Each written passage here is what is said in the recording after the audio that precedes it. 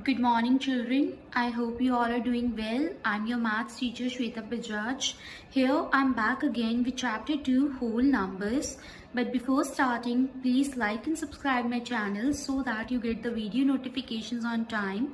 And please don't forget to write your name, class and section in the comment section to mark yourself as present. Now students, in this video we are going to start with the properties of whole numbers for multiplication and division. So let's start. Properties of multiplication for whole numbers.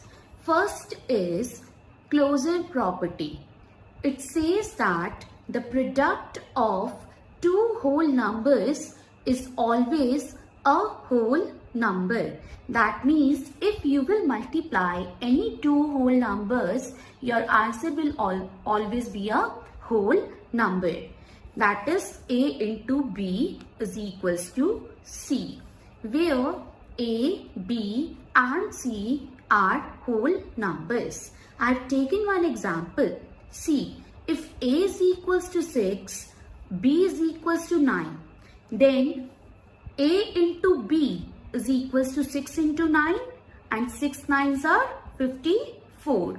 Here 6 is a whole number, this 9 is also a whole number and this 54 is also a whole number. So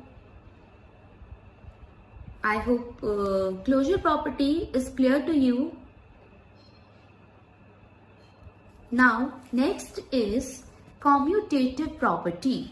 Commutative property says that on multiplying any two numbers in any order, our answer will be same. Suppose A and B are two whole numbers, then A into B is same as B into A.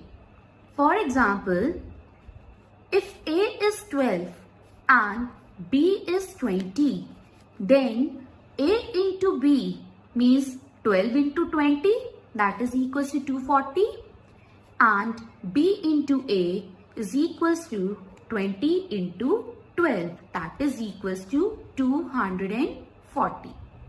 Therefore, both are equal. Therefore, commutative property for multiplication of whole numbers holds. Hopefully, this is also clear to you. Now, third property is associative property. In associative property, we will take three whole numbers, and if A, B and C are three whole numbers, then A into inside the bracket B into C bracket close is equals to inside the bracket A into B into C. For example, if A is equals to 4, B is equals to 5 and C is equals to 6, then in this LHS we will put the values. Here A we have taken as 4 into inside the bracket B we have taken as 5 and C we have taken as 6. So first of all we will multiply the numbers given in the bracket. So 5 6 are 30 and 4 into 30 will gives me 120. And see the RHS now. In the RHS we have taken A and B inside the bracket, that means A into B inside the bracket and C outside the bracket. So solve the bracket firstly. 4 into 5 will gives us 20 and 20 into 6 will be equals to 120. That we can multiply by grouping any two numbers, right? But our answer will be same. Therefore, associative property for multiplication of whole numbers also holds. Hopefully, this is also clear to you. Now, fourth property is multiplicative property of 0. It says that on multiplying any whole number by 0, we get 0 always. If a is any whole number, then a multiplied by 0 is equals to 0 multiplied by a is equals to 0. Now for example, 7 multiplied by 0 will gives me 0 only. Or if I will do 0 multiplied by 7, then also I will have 0. Okay. Hopefully it is clear to you. Next is multiplicative property of 1. It says that on multiplying any whole number with 1, we will get the number itself. Suppose a is any whole number, then a into 1 is equals to 1 into a is equals to a. For example, 9 into 1 will gives me 9 and 1 into 9 will also gives me 9. Hopefully this fifth property is also clear to you. Now next is distributive property of multiplication over addition and subtraction. Now in this case we will be having three whole numbers. So for any whole numbers a, b and c, the following is always true. Now firstly for addition. For addition we will be having a into b plus c inside the bracket. Then on opening the bracket, this a will be firstly multiplied by b, then this middle sign will come and this a will be multiplied by c. That means a into b plus a into c. Okay, for over subtraction, a into b minus c is there, right? So this a will be multiplied by b, then minus sign will come, then a will be multiplied by c. For example, if a is equals to 6, b is equals to 5 and c is equals to 4, then for addition we will prove that LHS is equals to RHS. So see, LHS is a into inside the bracket b plus c. Put the value here. A is 6 into b is 5 inside the bracket plus 4 c is 4. Now you know, first of all we will solve the bracket. So 6 into 5 plus 4 will gives me 9. 6 into 9 is equals to 54. Now see the RHS. RHS is a into b plus a into c. So a into b plus a into c. Put the values here. That is 6 into 5 plus 6 into 4. Now according to board mass, firstly multiply. 6 5s are 30, 6 4s are 24. Now 30 plus 24 will gives me 54. Right? Now see, for subtraction, LHS is a into inside the bracket b minus c. That is equals to, put the values here, 6 into inside the bracket 5 minus 4. According to board mass, solve the bracket firstly. 5 minus 4 will gives me 1. Now 6 into 1 is equals to 6. See the RHS of subtraction, a into b minus a into c. Put the values here. A is 6, b is 5 and c is 4. 6 into 5 will gives me 30 and 6 into 4 will gives me 24 and 30 minus 24 will gives me 6. So in subtraction also LHS is equals to RHS. Therefore, distributive property of multiplication over addition and subtraction also holds. So hopefully this is clear to you. Now next is properties of division, and the first property is closure property. Closure property says that whole numbers are not closed under division. For example, 15 divided by 3 will gives you 5, where 15 is a whole number. this 3 is a whole number and this 5 is a whole number. But 5 divided by 3 is equals to 5 by 3. Here 5 is a whole number, this 3 is a whole number, but this 5 by 3 is a fraction, and 5 by 3 also can be written in the decimal form, that is 1.66, so on.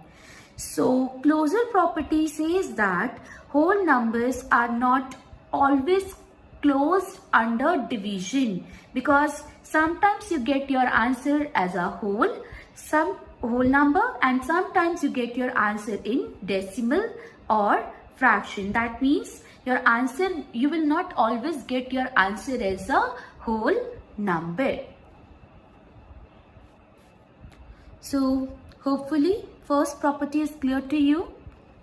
Now second property, A part, it says that any whole number divided by 1 gives the number itself. This means that any whole number A divided by 1 gives us the quotient as A and 0 as remainder. That is 8 divided by 1 is equals to A. For example, 4 divided by 1 will gives you 4. 16 divided by 1 will gives you 16. 65 divided by 1 will gives you 65. Hopefully second property, A part, is clear to you. Now B part, it says that any whole number divided by itself gives 1. Suppose A is any whole number, then 8 divided by A will gives you 1. For example, 4 divided by 4 is equals to 1. 16 divided by 16 is equals to 1. 65 divided by 65 is equals to 1. Hopefully second property, part B, is also clear to you. Now C part, it says that 0 divided by any whole number gives the quotient 0 with remainder 0. That is 0 divided by A is equals to 0. More example, 0 divided by 4 will gives you 0. 0 divided by 16 will gives you 0. 0 divided by 64 will also gives you 0. Hopefully second property, part C, is clear to you.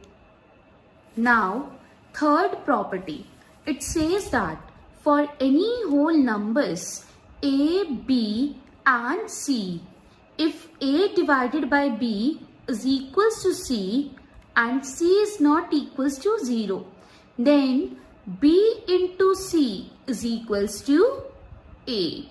For example, 14 divided by 7 is equals to 2. Then on multiplying this 7 by 2, we will get 14 as our answer. Take one more example. 40 upon 8 is equals to 5. Now on multiplying 8 and 5, what we will get? We will get 40 as our answer. So hopefully third property is also clear to you. Now fourth property, it says that for any whole numbers A, B and C, if A divided by B is equals to C and B is not equals to 0, then A divided by C is equals to B. For example, 15 upon 3 is equals to 5. Then if I will shift this 5 in the denominator, yes, then on cutting them, what I will get? 15 by 5 is equals to 3. Same way, one more example we have taken. 40 upon 5 is equals to 8.